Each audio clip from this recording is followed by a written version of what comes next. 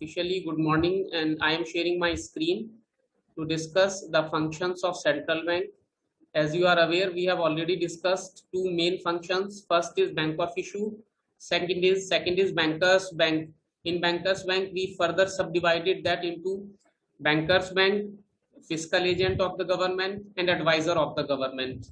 Now, in this function, third function, which is bankers bank and supervisor, it can further be divided into more sub functions. Like central bank works as bankers to the bank in three ways. First is custodian of the cash reserve of the commercial banks, and as we discussed in the last class, banking is nothing but goodwill. If you have got goodwill, then you are a good bank. If you have got no goodwill, whatsoever money you have got, no one will like to deposit their money in your bank. ये होता है बेटा banking, ठीक है। तो अब उसके लिए एसएलआर को हमने डिस्कस किया था। SLR is statutory liquidity ratio, that part of the total net demand deposits of the commercial banks which they are required to keep with RBI. तो उससे क्या होता है कि एक तो आरबीआई के पास एक अमाउंट आ जाता है, और दूसरा अगर कोई भी बैंक डिफॉल्ट करता है या कोई भी बैंक प्रॉब्लम में आता है, जो कि हम नेक्स्ट पॉइंट में पढ़ेंगे, तो आरबीआई यहां से उसकी हेल्प करके उसकी गुडविल को इकोनॉमी में या मार्केट में बनाए रखता है। ओके, सेकंड ये देखिए यहां पर this is lender of last resort. I hope you can see this is lender of last resort. Just a moment.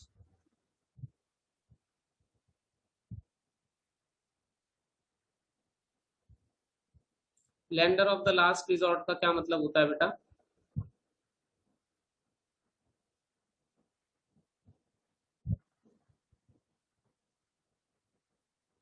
Lender of the last resort को शायद हमने कल भी डिस्कस किया था कि जब कमर्शियल बैंक्स को कहीं से भी पैसा नहीं मिलता है तो वो क्या करते हैं, वो आरबीआई के पास पहुंचते हैं और आरबीआई से बोलते हैं दैट वी आर ब्रोक, और अब हमारी बैलेंस शीट बिल्कुल खराब है, और बैलेंस शीट के बेसिस पर ही किसी भी कंपनी या किसी भी बैंक को लोन मिलता है।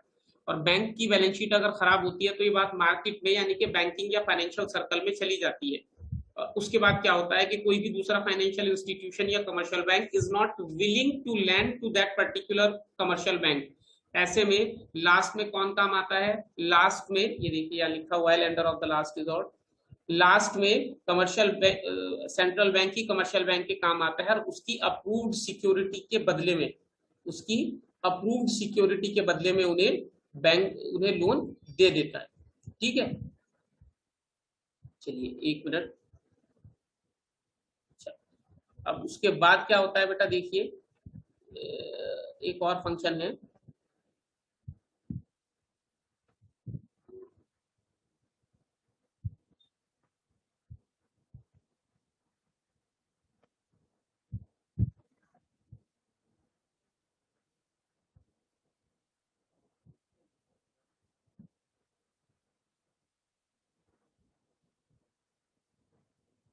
ये लास्ट फंक्शन है इसका, देखिए clearing agent. I hope you can see this now. अब क्लियरिंग एजेंट क्या होता है ये पढ़ लेते हैं पहले। Since RBI is the custodian of cash reserve of the commercial bank, the central bank can act as the clearing house for these banks. अब देखिए यहाँ पे इसका प्रैक्टिकल रेलेवेंस क्या है। आप लोगों ने बहुत सारे टर्म सुनी होंगी आजकल, जैसे NTGS, NEFT, RTGS, IMPS, UPI, Google Pay या कोई और सा पे जो होता है, वो सब क्या है? वो सब पैसे को एक जगह से दूसरी जगह ट्रांसफर करने के सिस्टम है। जैसे आरटीजीएस जो होता है वो बड़ी कंपनीज यूज करती हैं, नेफ्ट जो होता है वो मीडियम कंपनीज यूज करती हैं, एक होता है IMPS, instant money transfer protocol system. उसके लिए आप और हम जैसे गूगल पे करते हैं ना, या अपना कोई और यूपीआई यूज करते हैं, यूनिक पेमेंट इंटरफेस यूज करते हैं, वो सब इस फंक्शन के थ्रू होता है क्लियरिंग एजेंट। होता कैसे है वो? सपोज कर लीजिए मेरा जो अकाउंट है वो एक्सिस बैंक में है और आपका अकाउंट एसबीआई में है। तो एक्सिस बैंक से जब मैं पैसा ऑर्डर करने के लिए कोई कमांड देता हूं अपने मोबाइल ऐप से या अपने लैपटॉप से, तो वो जो रिक्वेस्ट है वो पहले एक सेंट्रल हब में जाती है, सेंट्रल कमांड में जाती है जो आरबीआई के अंडर होता है। वहां से वो कमांड एसबीआई के पास जाती है। डायरेक्ट एक्सिस बैंक और एसबीआई का इंटरफेस नहीं होता है, बीच में एक कमांड रूम या कमांड सिस्टम या सेंट्रल सिस्टम होता है जो आरबीआई के अंडर होता है।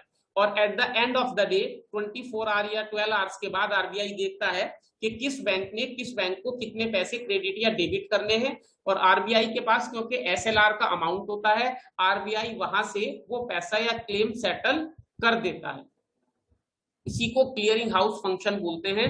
और इसी वजह से बैंक्स के बीच में कभी भी आप देखते हैं कि कोई प्रॉब्लम नहीं आती है। आपका पैसा अगर ट्रांसफर नहीं होता है कि जी पैसा ट्रांसफर नहीं हुआ, कनेक्टिविटी चली गई, वो तो 3 डेज से 7 डेज के अंदर अंदर पैसा आपके पास आ जाता है, क्योंकि बेसिकली आप जो कमांड दे रहे हैं उस वक्त वो कमांड एग्जीक्यूट हो रही है। पैसा ट्रांसफर होगा 12 घंटे के बाद, जब आरबीआई सारा हिसाब किताब देखने के बाद। और ये सब सिस्टम कोई मैनुअल नहीं होता है, ये ऑटोमेटिक होता है। 1 मिनट में millions and millions of transaction हो सकती हैं। ये तो मैं एक्सप्लेन करने के लिए आपको एक सिंपल वे में बता रहा हूं, ठीक है। अभी किसी का कोई क्वेश्चन है तो पूछिए। और लास्ट में सुपरवाइजर होता है। सुपरवाइजर क्या होता है? किसी का कोई क्वेश्चन है तो पूछिए बेटा, अभी नोट्स भी आपके पास हैं। और Veer Pratap, need to switch on your camera बेटा।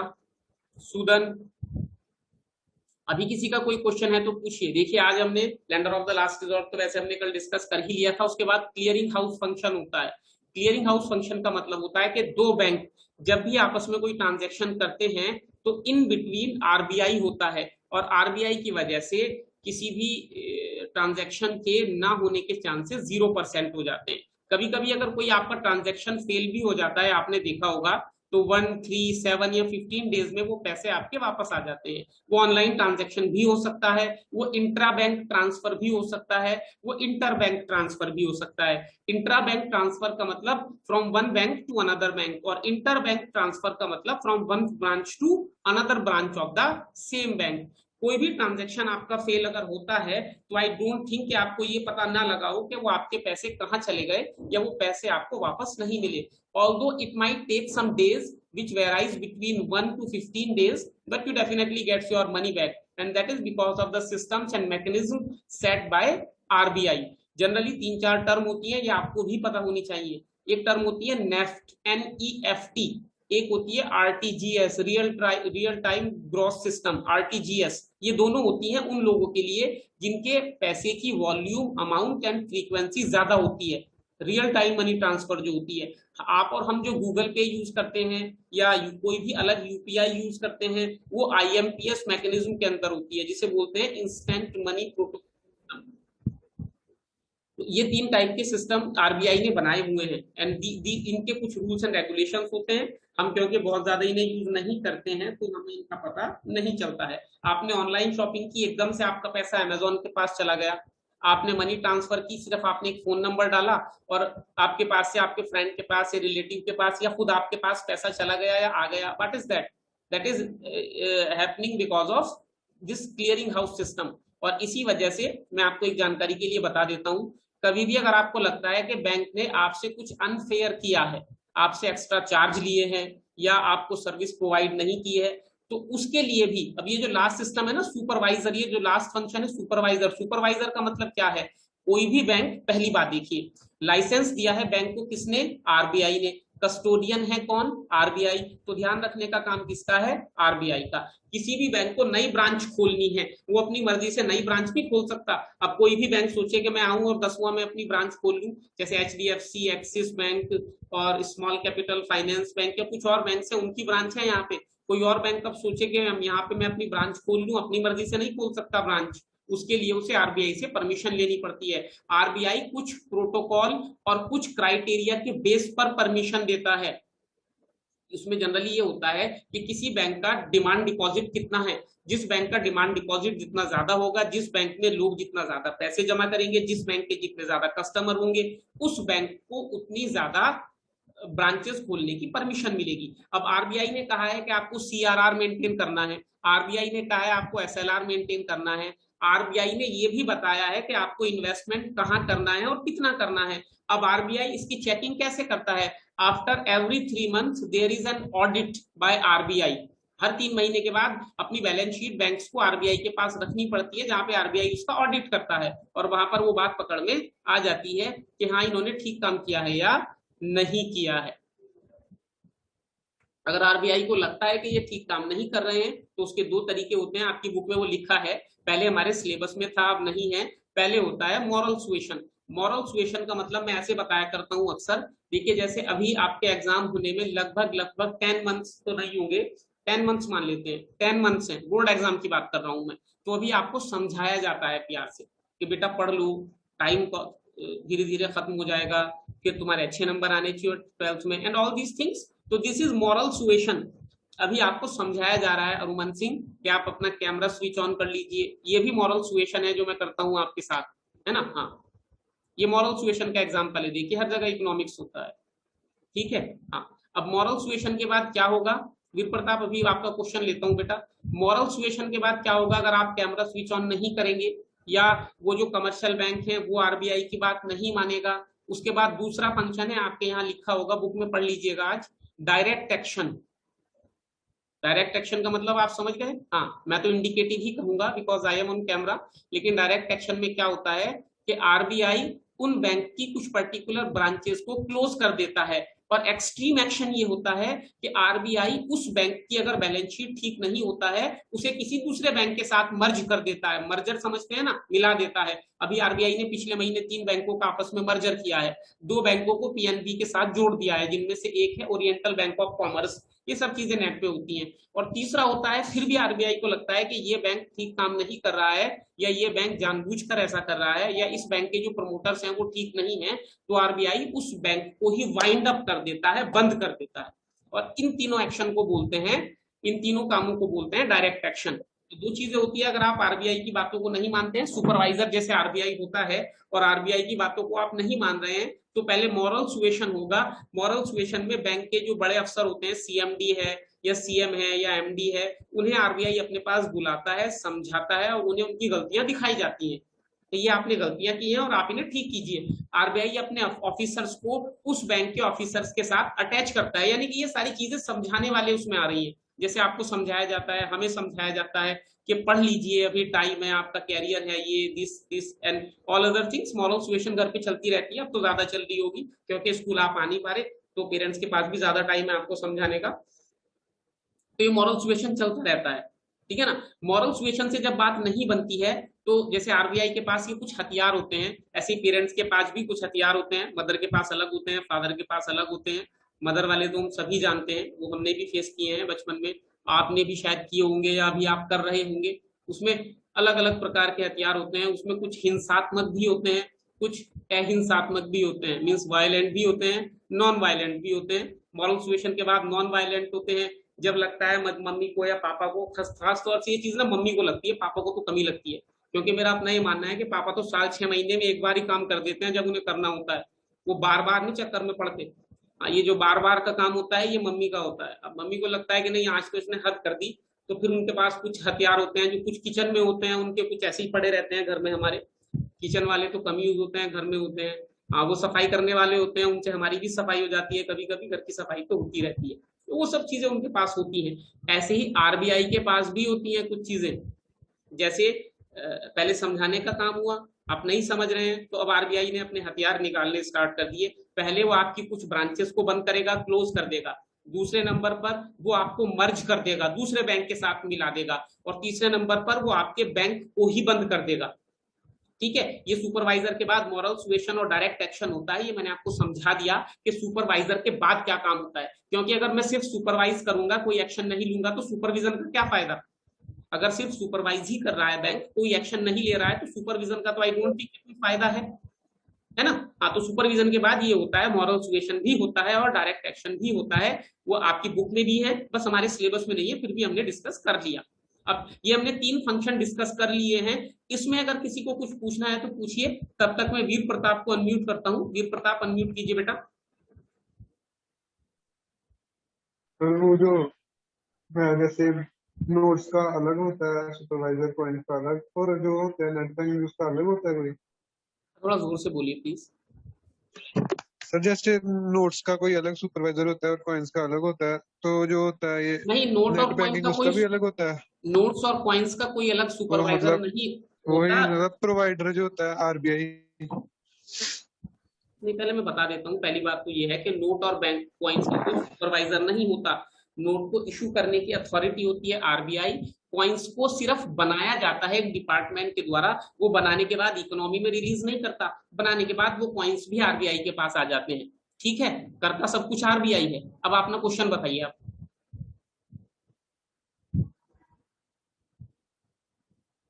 अनम्यूट कीजिए पहले, अनम्यूट करना पड़ेगा पहले।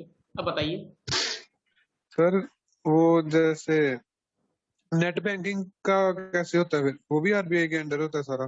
सब कुछ, जितनी भी बैंकिंग स्ट्रक्चर में जो कुछ भी हो रहा है या होगा, वो सब आरबीआई के अंडर में होगा। और आप लोगों ने सुना भी होगा, आजकल एक चीज बहुत चल रही है, बिटकॉइन जिसे बोलते हैं, वो क्रिप्टो करेंसी का एक एग्जाम्पल है। उसे आरबीआई ने मना कर दिया था, सुप्रीम कोर्ट ने अलाउ किया है, लेकिन आने वाले 4 या 5 महीने में आरबीआई एक लेजिस्लेशन ला रहा है जिससे क्रिप्टो करेंसी का कोई भी कारोबार इलीगल हो जाएगा इंडिया में। अगर आपका कोई फ्रेंड या आप या कोई और क्रिप्टो करेंसी में इन्वॉल्व है, तो अभी तो सुप्रीम कोर्ट की परमिशन है उसे, लेकिन आने वाले 3-4 महीने में वो इलीगल हो जाएगा। हमारे यहाँ पहले एक स्टूडेंट हुआ करता था 2017 में, जब ये बिटकॉइन इतनी ज्यादा पॉपुलर नहीं थी, तब उसने एक बिटकॉइन ले रखा था। एक बिटकॉइन का छोटा सा पार्ट ले रखा था, जैसे 5 पैसे या 10 पैसे। तो आई थिंक अगर उसने अब तक संभाल के रखा होगा तो वो उसके लाखों रुपये बन गए होंगे। चलिए, ये सबका अपना अपना इंटरेस्ट होता है। Any other question? अब तक जितना आपने पढ़ा है उसमें कोई क्वेश्चन पूछना है किसी ने?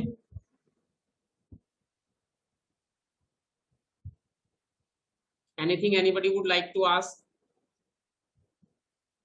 क्योंकि अगला जो पार्ट है वो इससे बिल्कुल अलग है, तो मैं चाहता हूं कि पहले आप इतने में क्लियर हो जाएं, उसके बाद मैं आगे चलूं। You are welcome to ask any question.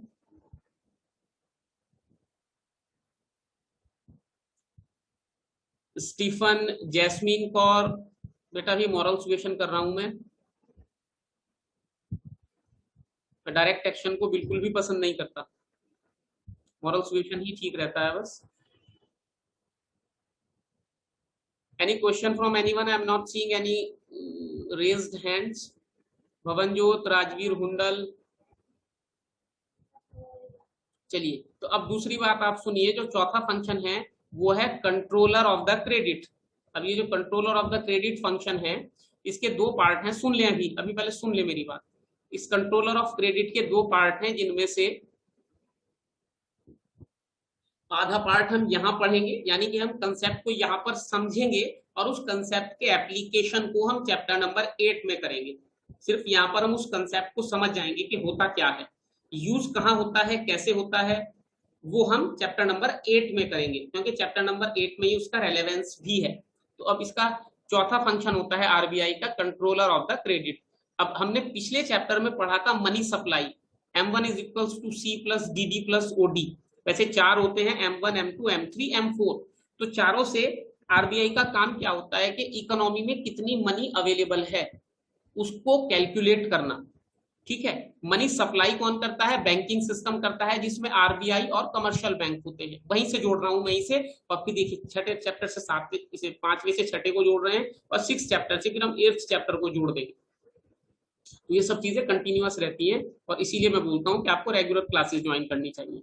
M1 is equals to C plus DD से हमने ये मेजर किया कि किसी इकोनॉमी में मनी की सप्लाई कितनी है। वो M2, M3, M4 भी हो सकता है। मींस हमें ये पता है as an economics student that RBI can track the money availability in the economy on real time. वो रियल टाइम के बेसिस पर ये देख सकती है कि हमारी इकोनॉमी में कितनी मनी अवेलेबल है, कितनी करेंसी अवेलेबल है, M1, M2, M3 और M4 के through.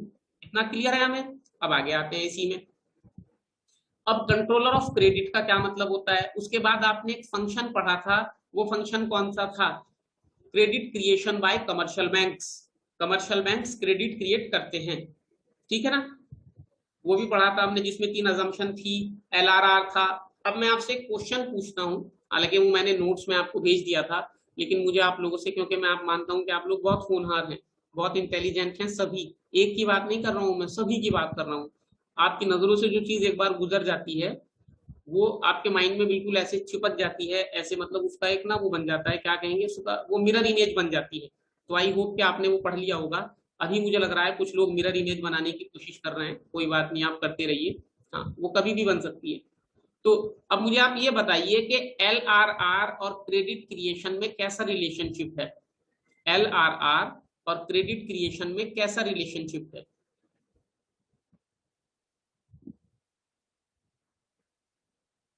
Simranpreet Kaur, Tarunjot, Stephen, again moral situation बेटा।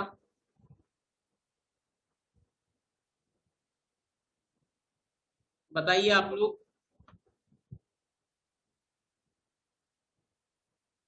देख लीजिए एक बार नोट्स को। नहीं मैं पूछ लूंगा, आप नोट्स देख लीजिए एक बार। अभी आपको नोट्स देखने की परमिशन है, बुक देख लीजिए, फिर मैं पूछ लूंगा कि LRR और क्रेडिट क्रिएशन में कैसा रिलेशनशिप है। और आज ये गोल्डन अपॉर्चुनिटी मिलती है रिया शर्मा को। रिया शर्मा अनम्यूट कीजिए। Riya Sharma, morning sir. Good morning बेटा। बताइए बेटा, LRR और क्रेडिट क्रिएशन में कैसा रिलेशनशिप है? Sir I don't know. शाबाश, I am proud of you. नहीं, मैंने अपने आप पूछ लेना है। सुरखा बधन, अनम्यूट कीजिए अपने आप को।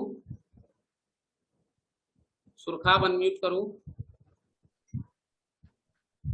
आपकी आवाज नहीं पहुंच पा रही है मेरे पास तक, माइक चेक कीजिए अपना। दोबारा आपको मौका मिलेगा। उसके बाद किससे पूछना है मैंने? मनदीप कौर अनम्यूट कीजिए। मनदीप कौर,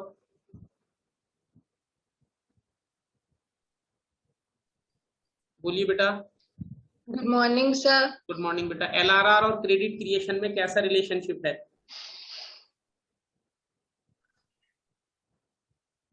आपको ये पता होना चाहिए। बताओ, शाबाश। Sir I don't know. Very good, शाबाश, I am proud of you. You are a champion. आपको ये पता होना चाहिए कि LRR है क्या पहले तो। जब वो पता होगा तभी तो आप उससे आगे की चीज बता पाएंगे मुझे। LRR के बाद फिर क्रेडिट क्रिएशन की बात होगी। चलिए और पूछ लेते हैं, कोई बात नहीं है, बहुत होनहार बच्चे हैं हमारे पास। करणदीप सिंह अनम्यूट कीजिए। करणदीप सिंह, 12th ही।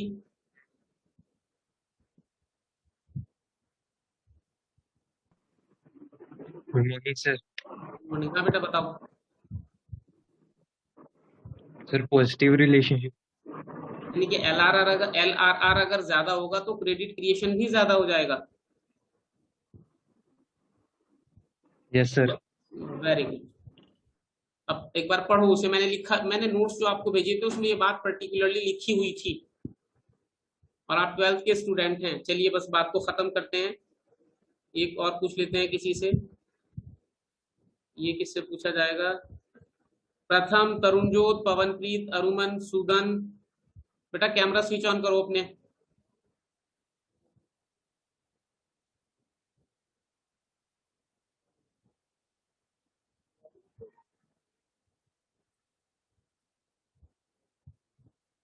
चलिए कौन बताएगा?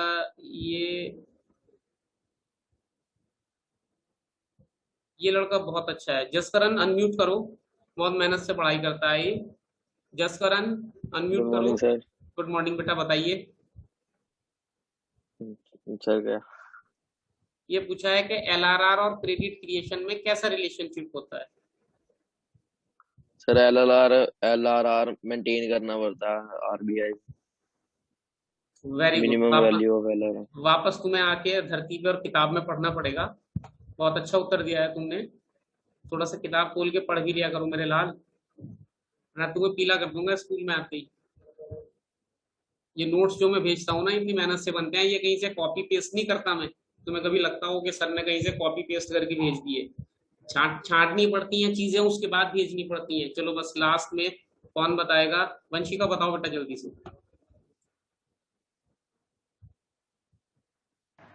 Morning sir. बताओ जल्दी। नेगेटिव रिलेशनशिप होता है। जी सर नेगेटिव रिलेशनशिप होता है। नेगेटिव रिलेशनशिप है। देखिए अब यहाँ पे आपको ये कंसेप्ट समझना पड़ेगा जो आप नहीं समझे। LRR का मतलब होता है वो पैसा जो बैंक में तो आता है लेकिन बैंक से बाहर नहीं जाता। जब वो बैंक से बाहर नहीं जाएगा तो उससे डिपॉजिट क्रिएशन नहीं होगा। अब अगर जो सपोज कर लीजिए 100 रुपीज बैंक में डिपॉजिट हुए और LRR है 10, तो लोन कितना देगा बैंक? 90।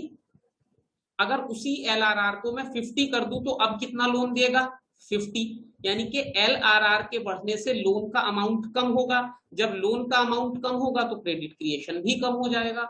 तो LRR और क्रेडिट क्रिएशन में नेगेटिव रिलेशनशिप है। आज बस यहीं तक पढ़ना है, इस चीज को नोट्स में मैंने लिखा हुआ है, मनी मल्टीप्लायर जहां पे लिखा हुआ है या क्रेडिट मल्टीप्लायर उसके नीचे, और इस बुक में इसका एक्सप्लेनेशन है, इसे ध्यान से पढ़िएगा। जब आप इसे ध्यान से पढ़ लेंगे तभी नेक्स्ट फंक्शन आपको क्लियर होगा। आज यहीं तक रखते हैं। Anybody would like to ask anything? किसी बच्चे का कोई क्वेश्चन है? चलिए, thank you very much, have a nice day, और स्टे होम, स्टे सेफ। अभी मॉरल सुजेशन का टाइम चल रहा है तो मैं आराम से ही कह रहा हूं कि पढ़ लीजिए। Thank you very much, have a nice day.